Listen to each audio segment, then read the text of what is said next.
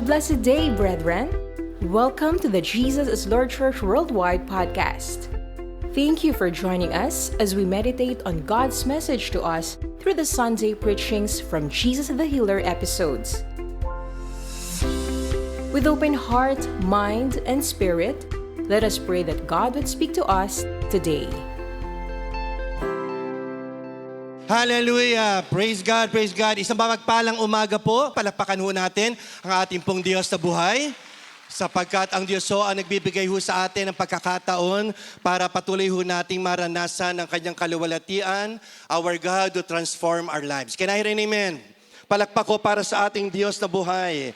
At ang araw ho na ito ay araw ho ng pasasalamat sa ating Diyos sapagkat tayo po ay binigyan ng Diyos ng pagkakataon na makilala po natin ang ating Diyos. Hindi lang ho siya makilala kung hindi para tayo ay pagpalain ng ating Diyos, para tayo ay bigyan ng pagkakataon na mabago ang buhay po ng bawat isa nang sa gayon makita ho ng maraming tao that the God whom we are serving is not dead. Can I hear an amen?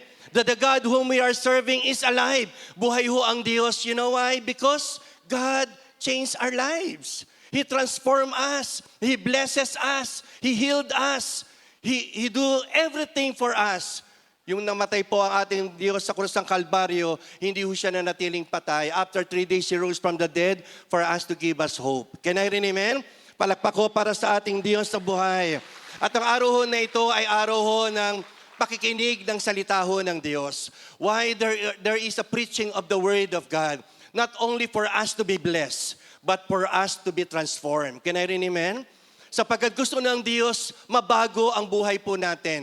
Ayaw ng Diyos na manatili tayo sa dating buhay po natin o we allow na ang dating buhay po natin ay magmulto at makita ng maraming tao na para bagang kukunti lang ho ang pagbabago na naranasan ho natin. Dapat po, meron tayong tinatawag na impact sa ating community. Na pag nakita nila ho tayo, ito yung dating may bisyo na ganito, ngayon ay binago ng Diyos. We should have a testimony na makikita nila that our God is not dead. Can I hear an amen?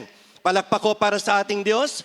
Let's open our Bible in the book of Acts chapter 1 verse 8 because the message that we have today is about intentional witness for Christ. Yun hong patotoo dapat po intentional.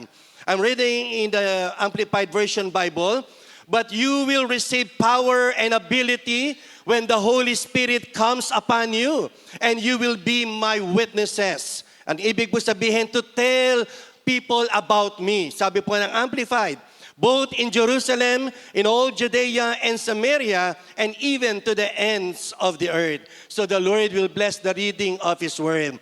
The message has a great impact in our lives. Sapagkat ang sabi ho na banal na kasulatan, you shall be my witnesses. And being a witness, it must be intentional. Hindi ho siya occasional.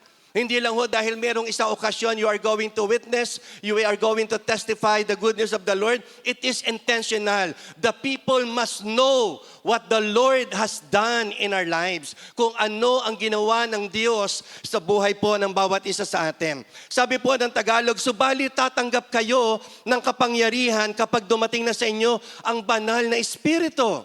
Kayo ay magiging mga patotoo. So ang sabi ho, kayo ay magiging patotoo sa akin, sa Jerusalem, sa buong Judea, Samaria, at sa pinakamalayong bahagi ng lupa. May inaasahan ho ang Diyos sa buhay po ng bawat isa. And now the question is, when was the last time we testify what the Lord has done in our lives? I don't know when was the last time na ikaw ay nagsabi sa isang tao, sa kapitbahay, sa kaibigan, sa kakilala, sa social media platform, na ako ay binago ng Diyos, na ako ay pinagpala ng Diyos, na ako ay pinagaling ng Diyos, na ako ay nakaranas ng kanyang kapangyarihan, na ako ay minahal ng Diyos. It is a must for a believer, for a Christian, na nakaranas po ng kabutihan o ng Diyos. And to start with this, okay, so the mission that began with Jesus. Nagsimula po ito sa ating Panginoong Jesucristo. And the Word of God says, before His ascension, Jesus gave His disciple a clear and powerful mission. Meron ho tayong mission. Meron hong binanggit na mission sa mga disciple. And the Word of God says, to be His witnesses to the world. To be His witnesses. So it is a must. It is a demand for us that after we know Jesus, it is a demand for us to witness. He promised that He would receive power when the Holy Spirit, a power that would enable them to speak boldly. Hindi ho tayo mahihiya. Sasabihin ho natin sa maraming tao ang ginawa ho ng Diyos. Live faithfully and spread the gospel beyond their immediate surroundings. It is a must. Dapat malaman ng kapitbahay. Dapat malaman ng ibang tao. Dapat malaman ng kaklasiko, ng aking mga teacher, ng aking mga kaibigan na ako, na-encounter ko ang Diyos. Binago ng Diyos ang aking buhay. Hindi ho dapat nakasilent yung ating pong bibig, yung ating buhay. Dapat malaman nila that because from the abundance of the heart, the mouth speaks. And Jesus outlined clear progression of the mission. It would start in Jerusalem. It start in Jerusalem. Nagsimula ito sa Jerusalem, meaning their immediate community. Sa atin po, mga kapitbahay, mga kilala, mga kaibigan, then move to Judea and Samaria, their surrounding and neighboring regions. Ibig sabihin, beyond. Lumalagpas tayo sa ating barangay, lumalagpas tayo sa eskwelahan, sa mga schools, sa mga kakilala ho natin. And then sabi po, their surrounding and their neighboring regions. And finally, such reach and ends of the earth. Meaning every nations, every people, and every generation. Wala hong pinipiling edad. Kahit po bata, dapat malaman. Kahit po may edad, kahit na dalaga, binata, may asawa, hiwalay, dapat malaman po ang kabutihan po ng Diyos.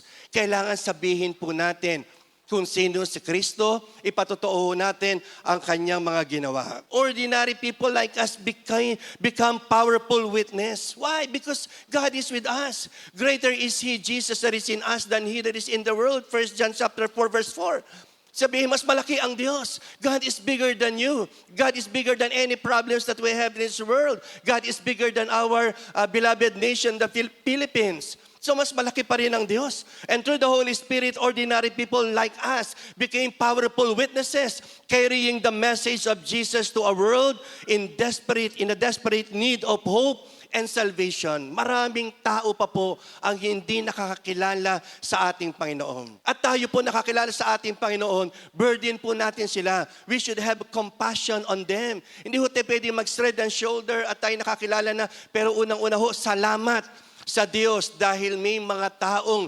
hinipo ang Diyos na tayo po ay bahagi na ng kanyang salita, dalhin sa kanyang iglesia at makilala natin ang ating Diyos na buhay. I don't know when was the last time you thank those people na nagdala ho sa atin sa ating Panginoon. Salamat sa kanilang buhay dahil hinipo sila ng Diyos at tayo po ay nakakilala sa ating Panginoon. Amen? Palakpak ko para sa ating Diyos. Kaya po makita ho natin, it begins with Jesus. Nagsimula lahat sa ating Panginoon.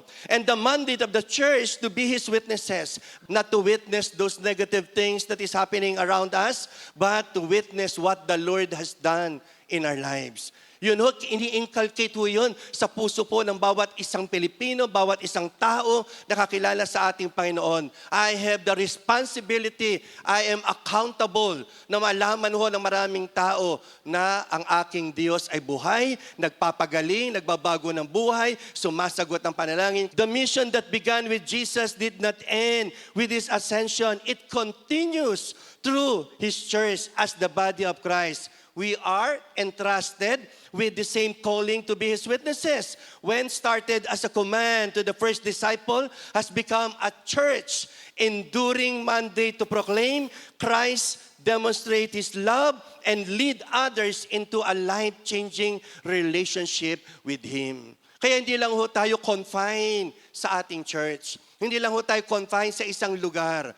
Because when we look around us, pag tinignan ho natin ang ating community, napakarami pa pong taong hindi kilala ang Diyos, na wala pa pong relasyon sa ating pong Panginoon. Our mission is to bring all peoples to the kingdom of the living God, regardless of race, status, belief, or religious affiliation, through the saving, healing, delivering, and transforming power of the Lord Jesus Christ. And that is the mission entrusted by God to the JIL Church worldwide through our Bishop Brother Eddie C. Villanueva. Villanueva. So hindi tayo pwedeng maging choosy. Hindi tayo pwedeng sabihin, ito lang ang gusto ko. Ito lang, kumari ko, kasi close kami. No. To bring all peoples to the kingdom of the living God regardless of race, status, belief, religious affiliation. Hindi tayo mamimili sapagkat bawat isang tao po na yan ay kailangan po makilala ang Diyos. Sa pamamagitan po ng buhay po natin through the saving, healing, delivering, and transforming power of the Lord Jesus Christ. Let us always remember, ang Diyos ho ang nagbabago ng buhay. Hindi po tayo. Amen? Kaya fearless po tayo. Ang gagawin mo lang, dadalhin mo ang tao and then God will do the rest. Ang Diyos ho ang magbabago ng kanilang buhay. Kaya po yung mission ho natin to bring all peoples to the kingdom of the living God. Hindi sinabing to bring some people. Hindi sinabing to bring your close friends, your own family. Kung ayaw, diwag. Hindi ho eh. To bring all peoples to the kingdom of the living God regardless of race, status, belief, religious affiliation through the saving, healing, delivering, and transforming power of the Lord Jesus Christ. The mission reminds us that the gospel is for everyone. Hanggat nakakakita ka ng tao, the gospel is for them. Is for that person. Can I hear an amen? So hindi ka pwedeng mag-spread ng shoulder or maging passive or ignore them. No one is beyond the reach of God's love. Kayang-kaya hong abutin ng Diyos. The heart of our calling is to lead all peoples into a personal relationship with the living God through our Lord Jesus Christ. Hindi natin sila dinadala para maging close friend tayo. Dinadala natin sila para maging malapit sila sa ating Panginoon. And that is our goal. It is not limited by culture, background, or belief because Jesus died for all humanity. Namatay ang Diyos sa iyong pamilya, sa iyong kapitbahay, sa iyong kaibigan, sa lahat ng tao. His saving power brings forgiveness. His healing power restores lives. His delivering power sets people free from sin and bondages. And His transforming power changes hearts and destinies. Gusto natin mabago ang buhay ng isang tao.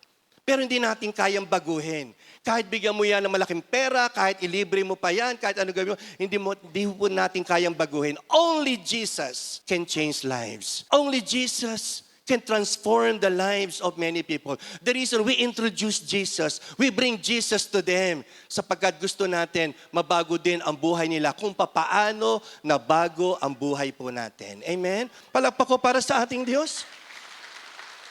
Every believer shares in this mission. It is not only the work of a pastors or a missionaries, but of every Christian who has encountered the love and the power of Christ. We are called to preach, share, and witness for Christ, and to testify of what He has done in our lives, and to bring others into the kingdom. Kaya po sabi po ni Brother Eddie, soul winning is the number one work of the church. Soul winning. Kaya ang tanong lang po is, when was the last time I share the gospel to someone? When was the last time na binahagi ko ang salita ng Diyos sa isang tao? At tayo po ang makaka-evaluate po nito. I don't know kung nakapagdala po tayo ng isang tao, 2 tao, 3 tao, 4 na tao, o kaya sa mga kapitbahay ho natin. They know we are Christians. The world know that we are Christians. Even ang mga demonyo po, alam na tayo ay Kristiyano. Pero hinihintay rin ho ng kaaway kung kailan tayo mag-share ng Word of God. Kailan natin dadalhin yung mga tao sa paanan ng ating Panginoon. And in po hinihintay ng Diyos. Why? Because soul winning is the number one work of the church. Ito po yung pagmamahal ng Diyos sa bawat isang tao. Anak, gusto ko itong taong ito ay madala sa aking paanan. At tayo po ang gagawa po nun. Yung po yung gusto ho ng Diyos. Why? Because we belong to a soul-winning church. Ang church po natin is a soul-winning church. Hindi ho tayo confined na nandito, uupo lang po, o kaya mamasyal tayo, gagawin lang natin parang ritual. Hindi po eh. Take it to our heart that the church we belong is a soul-winning church that feels the heartbeat of God for the salvation of the perishing soul. Nararamdaman po ng church natin na yung pintig ho ng puso ng ating Diyos for the salvation of the perishing soul. Our mission flows the very heart of God. Kaya po ang mission po natin, nagpo-flow po yun eh. Imbibe po yun sa puso ho natin na kailangan ako makapagdala ng kaluluwa. sa ating Panginoon. The very heart of God who is not willing that any should perish, but all should come to repentance. Kailan po dumating po kasi sa punto ng buhay ng isang tao na hindi lang siya pinatawad, kung hindi nagsisi siya at nabago ang kanyang buhay at hindi na po niya ginawa ang mga bagay na nakakasakit sa puso ng Diyos. Amen po ba? Kasi bago ho natin gawin ang isang bagay, alam natin, nakakasakit ba ito sa puso ng Diyos? Tama ba itong gagawin ko? Matutuwa ba ang Diyos sa akin? Kaya kapag dumating po tayo sa punto po ng buhay po natin, na hindi ho na natin ginagawa ang mga bagay na dati nating usual na ginagawa, sasabihin ho natin sa ating sarili na nakaabot ako doon sa pagsisisi, sa repentance, sapagkat ayaw ng Diyos na mabuhay ako sa kasalanan. And as a soul-winning church, we are called to model a lifestyle of evangelism. Whether we admit it or not, this is our lifestyle, to bring all peoples to the kingdom of the living God. Yes, nakakapakinig tayo ng iba't ibang uri ho ng teachings, tayo ay napapagpala because we are not only here to be blessed, but to transform and to do the will of God in our lives. Nang sa gayon, matuwa po ang ating Diyos sa ating buhay. This means that sharing Jesus is not just an event or a program, a daily expression of who we are as believers. Everywhere we go, in our homes, workplaces, schools and communities, we carry the message of salvation and hope. I am a message. You are a message. Everyone who believes in Jesus and know Jesus, we are a message to our friends, to the community. Nakikita nila na, ito dating ganito ang kanilang buhay, ngayon hindi na. Kasi nakikita nila yung buhay po natin. Kilalang-kilala po nila tayo. We must remember, without Christ, people are lost. But with Him, they find true life, love, and salvation. Yung bang masaya ka na ang buhay mo ay ligtas. Alam mo natin na ang ating patutunguhan. Therefore, we cannot remain silent. We preach, we share, we witness for Christ. And through the power of the Holy Spirit, we became God's instrument in leading souls from darkness to light, from death to life, and from sin to salvation. Matutuwa ho tayo. Ako isang testimony po. Meron po akong isang anak na autism. May autism po siya. 22 years old na po siya. Pero hindi nangangahulugan na pastor ang tatay, pastor ang nanay, ay ligtas na ang anak. At hindi ko na siya share. Kahit may delayed speech po siya, siniran ko pa rin po siya ng salita ng Diyos. Pinapasunod ko siya kahit parang hindi mo maintindihan yung kanyang sinasabi, pero binahaginan ko pa rin siya ng salita. Sapagkat gusto kong masulat sa aklat ng buhay na ako ay nagbahagi ng salita ng Diyos sa aking anak. Para alam ho ng Diyos. It is a history. Although hindi siya nag-reply, ang sasabihin niya, but I want God to see. I want God to know that I'm sharing the gospel sa aking anak. Amen? Kaya maalam ho natin na we need to share. Hindi ko mo may autism, hindi na pwedeng sharean kasi hindi nakakapagsalita, hindi nakakaintindi. No. Ang tingin ko sa kanya ay anak ng Diyos. Amen po ba? Kaya po makita ho natin, mahalaga po that we need to preach, we need to share, we witness for Christ. Sapagkat gusto ng Diyos makipagrelasyon sa bawat isang tao. And there are 3 roles of every believers. Fulfilling the church mandate to be witnesses of Christ requires an active participation of every believer. Hindi ho pwede kasi na parang inactive tayo. Active ho tayo sa social media, active ho tayo sa maraming activities in this world, pero hindi tayo active sa gusto ho ng Diyos. At ang gusto ng Diyos, fulfilling the church mandate to be witnesses of Christ requires the active participation. Sabihin, meron ako nagagawa. Okay? Dahil may ginawa ang Diyos sa aking buhay. Of every believer, the mission is not for a few, but for all who follow Jesus. Lahat ho tayo. Sabihin, lahat tayong sumusunod, kaya nga po tayo a disciple. And the simple meaning of a disciple is the followers of Christ. Each of us has been given a role to play which represent Christ, to reflect His character and to extend His love to others. Kasi tayo po ang reflection of what God has done, of what Jesus did on the cross. Every believer is a missionary. Lagi tayong may misyon. Lagi kong sinasabi sa mga OFW, nung umalis kayo sa Pilipinas, meron kayong goal. You have a mission to accomplish. Para pag uwi mo sa Pilipinas, sasabihin mo, mission accomplished. Can I hear an amen? Kaya kapag na-inculcate sa puso mo na ako ay missionary, so alam ko na meron akong dapat gawin to fulfill. Not necessarily by traveling to a distant distant land, but being a witness of Jesus wherever they are. Saan ka man naroon, nasa tindahan, nasa palengke, as long as there is an opportunity to share the gospel, you will do it. Why? Because I'm a missionary. As long na meron pang di pa nakakilala sa paligid po natin in a community, I have a mission to accomplish. Can I amen? So hindi ho natin pwede na, ay wala lang, bahala ka kung gusto mo pumunta sa impyerno, doon ka na lang. No. Hindi dapat lalabas yun sa ating bibig because God loves the soul. Namatay ang Diyos para sa bawat isang tao. Amen. Kaya po makita po natin, a missionary is the one who spread the message of Christ. Kaya nga po sa Hong Kong, sabi nga namin, as long na may hindi pa nakakilala sa Panginoon, kailangan makakilala sa ating Diyos. Kaya po kami, nag-come up po kami sa no zero first timer. Ibig sabihin, kailangan laging may first timer. Lagi tayong may dalang bago sa harapan ng ating Panginoon. Kasi kung hindi, edi tayo lang. Nakikita ho natin, tuwang-tuwa po ang Diyos. Tandaan po natin, ang Diyos ang magbabago ng buhay po ng tao. We are sent to proclaim the gospel. Mark 16:15, and He said to them, go into all the world and proclaim the gospel to the whole creation. Then devoted to prayer and the word. Kasi mahirapan ka share kung ikaw mismo hindi ka kumbinsido. Everything starts with prayer. Lord, habaginan ko tong aking kapitbahay, tulungan mo ako, and what the Word of God is saying, sasamahan ka ng Diyos. Lagi po natin sinasabi, God is bigger than you. God is bigger than your neighbor. God is bigger than any problem in this world.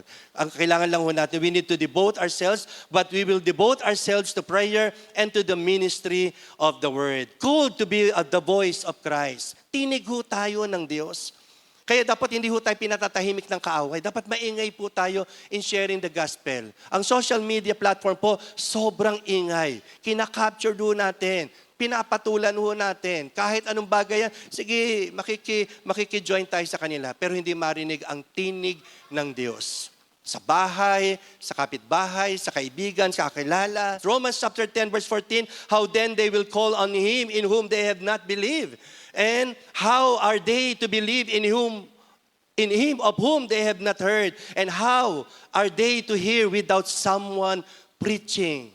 Paano nila malalaman na buhay ang Diyos? Paano nila malalaman na ang Diyos ay nagpapagaling? Kailangan sabihin po natin sa kanila. And the Lord will touch them. Can I hear an amen? Shining as the light of Christ. Dapat nagliliwanag po tayo. Dapat identify ho nila tayo. Ayan, born again yan. O yan, binago yan ng Diyos. Ayan, umaating yan sa JL Church. Dapat identify yun. Pag sabi, ikaw umaating kasi, yes, I'm proud to be a part of the Jesus Lord Church worldwide. Proud ho tayo. Why? This is the church whom God designed in such a time like this to bring the people to the altar of the Lord. Can I hear an amen? Talagang iingatan natin yung buhay po natin sapagkat tayo po ang instrumento ng Diyos to bring the people. Making disciples to all nations. Gagawin natin silang tagasunod ni Kristo. Matthew 28:19-20, go therefore and make disciples of all nations, baptizing them in the name of the Father and of the Son and of the Holy Ghost, teaching them to observe. This is a command of God, teaching them to observe everything that I have commanded you. So it is a must for us na turuan sila, na ibahagi sa kanila what the Lord has done in our lives. Hindi mo pwedeng for personal consumption, aakin lang ito. No. It is for everyone. Kasi ang sabi po ng command ng ating Panginoon, teaching them to observe everything that I have commanded you. So I have the role to play because I am a missionary. So kailangan turuan ko yung anak ko manalangin. Alam niyo, yung anak ko kahit hindi nagsasalita, pag sinabi ko, it's time for us to pray, tatakbo na ho yan. At pupunta na ho yan sa table, kami magpe-pray. Alam ho niya, naka-mindset siya na magpe-pray. Bago ho matulog, meron tinatawag kaming Holy Communion. So alam niya, nakakaintindi po siya dahil sabi ko, okay, get the cups and the juice and the bread. Tatakbo na yan, kukuhanin na po yan. Teaching them to observe everything that I have commanded you. Yun pa po, special child pa po yun. How much more? Kung tayo ho ay mga nakakagalaw naman po at nakakapagsalita ng maayos. And the second thing is about every believer is an ambassador of Christ. Pag sinabi ho natin ambassador, you represent Christ. Pag tumayo ka sa isang tao, lagi kong sinasabi sa mga taga-JL Hong Kong po, pag tumayo ka sa mga grupo ng mga Pilipino, you are an ambassador of Christ. You need to represent. You have a mission to bring them to the kingdom of the living God. And then sa pagtayo mo sa kanila, you represent Jesus Christ. You are an ambassador of Christ. So every ambassador speaks, okay, and acts in behalf of his King. Sa Our Daily Bread po, na nabasa ko lang po, it's a very long time ago, meron po dong isang quotation, if you know that you are a child of a king, you should know how to walk the manner of a king. Can I hear an amen? So alam mong ikaw ay anak ng Diyos o anak ng hari, dapat lumakad ka, magsalita ka, mabuhay ka bilang isang anak ng hari. And we are the child of God. At tayo po, it is a must for us na isakabuhay po natin kung ano ang buhay po ng ating Panginoon. In the same way, every believer carries the message, authority, and character of Jesus wherever we go. Our lives should reflect the one who represents bringing reconciliation, truth, and hope to the lost world because we are ambassador of Christ. Sa Hong Kong po, meron po doon parlor at nagugupit po sila naman lahat. Babae, lalaki, matanda, bata, nagugupit. Alam mo nila, I'm a pastor because the owner is attending before the JL Church on a weekdays. So doon po kami nagpapagupit. Sabi gano'n ng isang tao, baka pwede naman yan kasi wala hong pare na pwedeng magbinyag ng anak ng kanilang kakilala. So ang sabi nila, approach mo yan, pastor yan. So in-approach po ako. Sabi niya, ang sabi nga ho sa akin noong una, akala ho, father eh. Sabi niya, father. Di ba po? Sabi ko, hindi ko naman sabi, hindi ako father. Kasi ayoko naman mapahiya. Ay, ano po yun? Sabi niya, kayo po ba ay nagbibinyag ng bata na hindi umaattend sa church? Ay, opo, wala pong problema. Sige po, okay, saan pong lugar? Bigyan niyo po sa akin ng mga ninong, ninang, o magulang. Everyone po is not attending the church. But they approach me. So pumunta po ako, sige, ginawa ko po yung child dedication. Alam niyo, mga ninang po, umabot po ata ng 120 plus. Ang mga ninong at ninang, kayo na po mag-isip. Okay? So ang dami po, okay? Dahil po lahat sila unbelievers. Sabi niya, doon po kami sa rooftop, fifth floor. O sige, punta, lakad. Wala hong lift, fifth floor. Okay, akyat po kami. Pagdating namin doon, andun na ho, mga inuman, mga alak. Di ba, may malaking lechon sa likod ko. Talagang pulutan po talaga. But because they approach me, kailangan kong bahaginan ng salita niyo. And the dedication starts, so lahat po yan. Ang mga pulutan po nakatago sa ilalim because they know I'm a pastor. So nagpakilala po ko, I'm a pastor of the Jesus Lord Church, Hong Kong. At yun po, ang aming pong spiritual director, si Brother Eddie. And then, the son of Brother Eddie, Senator Joel Villanueva. So alam niyo ho nila, kilala ho nila. Why? I need to introduce, I represent the JL Church. Alam niyo ang tumanggap sa Panginoon? It's more than 120 people. You see how the Lord works? It's just a simple approach for them. Kaya po, after ng dedication po, meron pong lumapit at sabi nga, pwede rin ba kami magpa-dedicate? Alam nyo, ano na po yun? Nag-outbranch na po hanggang sa lahat na dinedicate ko po mostly ay mga galing doon sa dedication po na yun. You see how the Lord works? Every believer is an ambassador of Christ. I represent Jesus Christ. Representing Christ to the world. Kailangan i-present mo si Kristo. Of course, magpapakilala po ako, but I present Jesus. 2 Corinthians 5:20, therefore, we are ambassadors of Christ. Okay, God making His appeal through us, we implore you on behalf of Christ, be reconciled to God. Sapagkat we need to bring them to Christ. Kasi hiwalay sila sa Diyos. So, kailangan kong dalhin. Walang iba hong magliligtas sa kanila maliban sa ating Panginoon Jesucristo. John 14 verse 6, Jesus said to him, I am the way, the truth, and the life. No one comes to the Father except through me. So, the only person that you need to introduce to them than other than Jesus. Because Jesus has the power to change their lives. Jesus has the power to heal them. Jesus has the power to bless them. Ephesians chapter 6 verse 20, for which I am ambassador, okay, in chains, that I may declare it boldly as I ought to speak. Even in hardship, Paul continued to speak in Christ. Nung sinabi po ito ni Pablo sa Ephesians chapter 6 verse 20, siya ho ay nakakulong. Na kahit nakakulong siya, hindi hadlang upang hindi niya ibahagi ang salita ng Diyos. Kaya ang sabi po niya, 6:20 po ng Ephesians, for which I am ambassador in chains, that I may declare it boldly as I ought to speak. And then sabi nga po, guided by the Spirit of truth. Of course, hindi ka naman pupunta doon with your own strength and might. You will need the power of the Holy Spirit. When the Holy Spirit comes upon you, you will be my witnesses. At sabi ho ng Amplified Version, to tell people about me. Wala kang ibang ikikwento tungkol sa iba, kundi sa ating Panginoong Hesukristo. We are guided by the truth. John 16 verse 13, when the Spirit of truth comes, He will guide you in all the truth and He will declare you the things that are come. Because the role of the Holy Spirit is to tell us things to come. Kaya, and the last one is, every believer is an extension of Jesus Christ. Everybody say extension. So extension po tayo. Yes, andyan ang Diyos, pero God uses us as His instrument. Can I hear an amen? Tayo po, instrumento ho tayo. We are the vessel of the gospel of God. Every believer is an extension of Jesus Christ. We need to reach the unreached people. We are the extension. Our mouth, our lips is the extension of the Word of God. Di ba? Kaya yung eyes po natin, nakikita ho natin beyond that our naked eyes can see. We are His hands that serve, His mouth that speaks the truth, and His heart that loves the lost. And through us, the world sees the character and compassion and power of Jesus. Our life must continually reflect His presence and purpose. Kung wala ho tayo sa Diyos, wala ho tayong magagawa according to John chapter 15 verse 4 and 5. So living as God's chosen people, pinili ako ng Diyos. I must do the works of Him who sent me while it is day, because the night is coming when no one can work. Kasi baka dumating po sa pagkakataon na wala nang chances, wala na pong opportunity. Praise God. Palakpak ko para sa ating Diyos sa buhay. Kaya po makita po natin. And the next one is the power behind the witness. Okay? Laligpas lang po ako. So meron po kasing kapangyarihan behind our being a witness. Kaya sabi po ng Acts chapter 1 verse 8, but you shall receive power when the Holy Spirit comes upon us. And it is an honor and privilege to be chosen by God na tayo na, Lord, because of my weaknesses, you become my strength. Yung mga flows ho natin, we are not perfect, pero pinili ho tayo ng Diyos. And allow God to use our lives to be His instrument while it is day. Can I hear an amen?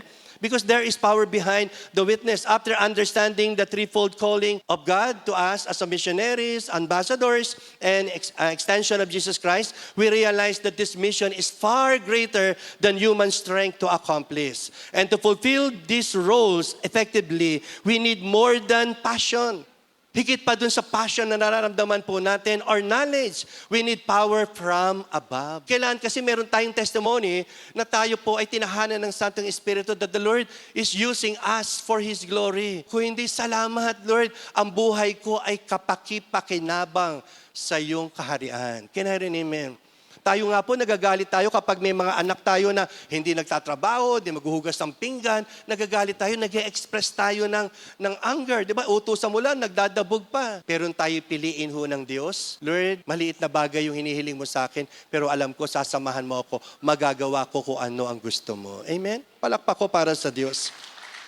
The Holy Spirit, the divine power, who equip us, empower us para magamit po yung buhay po natin. Every believer to be true witnesses for Christ, the Holy Spirit is the source of every believer's strength. Without Him, our efforts are limited. With Him, they become powerful and life-changing. So makita po natin the power to proclaim. May kapangyarihan po kapag tayo nagsasalita. Amen? So the Holy Spirit gave us boldness to speak the truth without fear. Well, nothing to fear. Alam niyo, pag ako nag-share po sa ibang tao, kasi karamihan po doon, mga head ng mga organizations, tatayo ka po. Kahit sabihin mo pagtawanan ka, okay lang. Pero one day, magpapasalamat sila dahil po nakilala nila ang Diyos. At tayo po, bawat isa sa atin, sige, palakpak ko, ay ginamit ng Diyos. Then wisdom to speak truth in love. May tinatawag na wisdom. Karunungan, hindi basta sugod lang. Wisdom coming from God. Truth in love. Mahal po natin sila. Anointing that demonstrate God's power. Without the Holy Spirit, witnessing is a struggle. With Him, it becomes supernatural. Alam niyo po, yung nagpa-dedicate po sa akin ng isang bata, and then, nung pangalawang anak niya, ako pa rin po nag-dedicate sa park. Sa park po. Pagdating po sa Hong Kong, marami pong park doon. Sa park po kami, andun ang mga ninong at ninang. At doon ho, hindi sila kumukuha ng mga 10 or 15. Doon ho, 100, 200, 150. Kaya puro po mga unbeliever po nandoon. And that is our opportunity to proclaim the gospel. And then the Lord anoint each and every one of us. Amen? And the challenge is to be intentional. This is intentional. Hindi ho siya occasional. Intentional po eh. The challenge is intentional. Find the lost soul. Bring the lost soul to Jesus. Disciple the new believers. Lagi ko naririnig po kay Brother Eddie, kung ayaw umattend ng church, then bring the church to them. Ayaw pumunta sa loob ng church, and then bring Jesus to them. Kasi wherever, until one day, makita mo, umaattend na rin po ng church yan. This is our challenge. Find the lost soul. Kaya kung maghanap tayo ng mga naliligaw na kaluluwa, napakarami po. And then bring Jesus to the lost soul. Ayaw pa umattend ng church, ikaw mismo, dalhin mo si Jesus sa bahay nila. Dalhin mo sa barangay. Dalhin mo sa kung saan nandun sila. Bring Jesus to them. At makikita po natin the works of the mighty hand of God. And then disciple the new believer. Hindi mo sila pababayaan. You need to disciple. And one day, makita mo, umaattend na rin po sila ng church. Amen? So, God's calling to His people is to rise up and take an active part in building the kingdom of the living God. And as believers, we are commanded to preach the gospel. Take note of that. Embedded po yan. I need to preach the gospel, share God's love, and be a living witnesses of what Jesus accomplished. So, it is intentional. Be urgent in the mission. Urgent kasi baka mamaya mahuli po ang lahat. Sayang po kung kailan mamamatay na tsaka mo babahaginan. No. Habang buhay pa't malakas, bahaginan mo na ng salita ng Diyos. Amen? Kaya po makita po natin, my conclusion is a call to action. The challenge has been given to be intentional, urgent, and faithful to our witness. Let us not be empowered, not passive. Hindi pa pwedeng dadaan lang, passive. Alam niyo, I'm very proud to tell everyone na ako po ang nag-share sa parents ko. Kasi nung na-born again po ako, sa Cubao, sa JL Cubao po. So, na-born again po ako, hindi ko po iniwan ang pamilya ko. Ang sabi ko po, Lord, kailangan makakilala rin po ang aking nanay, ang aking stepfather, ang aking kapatid, ang aking mga pamangkin. So, pati mga kaibigan ko po sa inuman, nadala ko po yan sa Panginoon sa Bible study.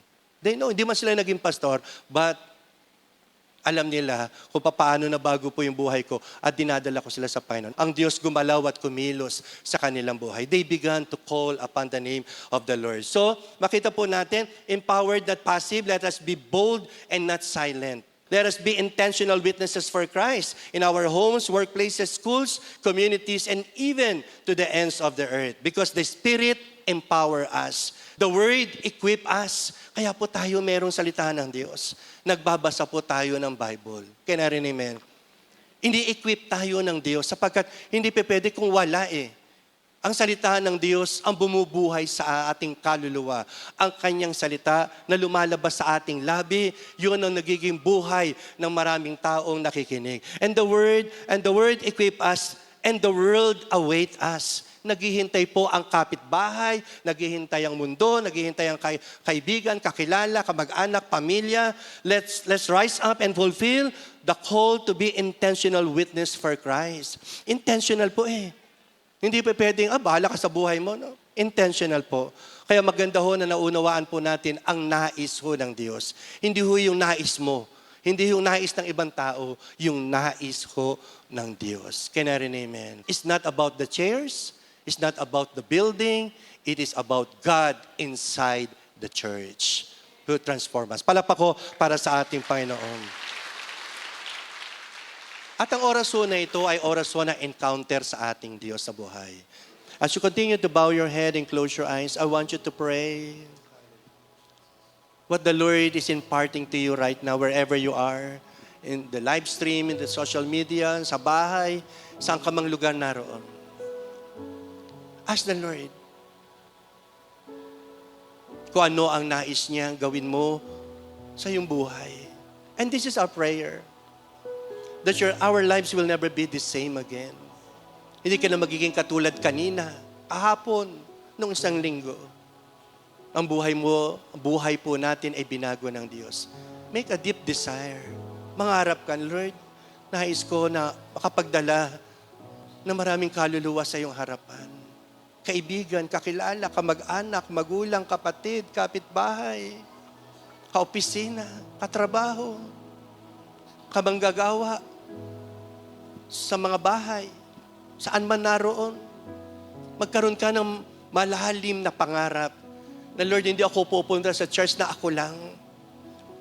Gusto ko may kasama ako dahil ito ang regalo ko sa'yo.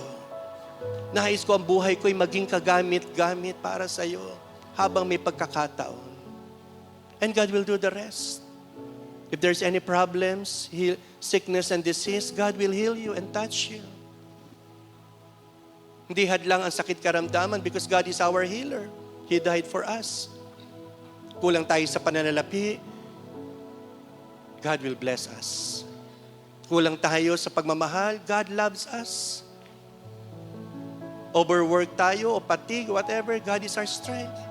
He will refresh us. Kaya ka nga dinala ng Lord sa church because God wants to speak to each and everyone. Anak, gusto ko marinig mo ang tinig ko in such a time like this. Magulo ang Pilipinas.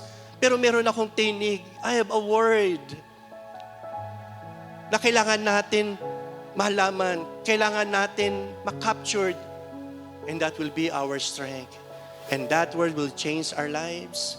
Salamat po, Panginoon, sa mga pinili mo in such a time like this, na nanatili, Panginoon, ang iyong iglesia, nagmamahal sa Diyos at sa bayan. Lord, maging Panginoon si Senator Joel, Lord, thank you for his life. Cover him tightly with your blood of Jesus and fulfill the very mandate that you bestow upon him. Pastor Jovi, O God. Lord, salamat, Panginoon. Maging ang kanyang buong pamilya. Maging Panginoon si Mayor John. Lord, ang kanyang buong pamilya. Maging, Lord, si Attorney Sherwin, the late Mayor Johnny, and the entire family, Lord. Cover them tightly with the most precious blood of the Lamb and allow them, Lord, na patuloy nilang magampanan, O Diyos, ang mga bagay na iniatang mo, Panginoon, sa kanila. And we are here, O God. Sasama kami, Panginoon, in fulfilling the very mandate that you bestow upon this ministry, that Jesus is Lord Church worldwide. Father, we thank you. Use us, O God, for your glory. This all we pray in Jesus' name. Everybody say, Amen, Amen. God bless us all po. Thank you for listening to the Jesus is Lord Church Worldwide podcast. Please subscribe to this podcast so you won't miss a single episode. To know more about the Jael Ministry, please visit jailworldwide.org. Until next time, God greatly bless you.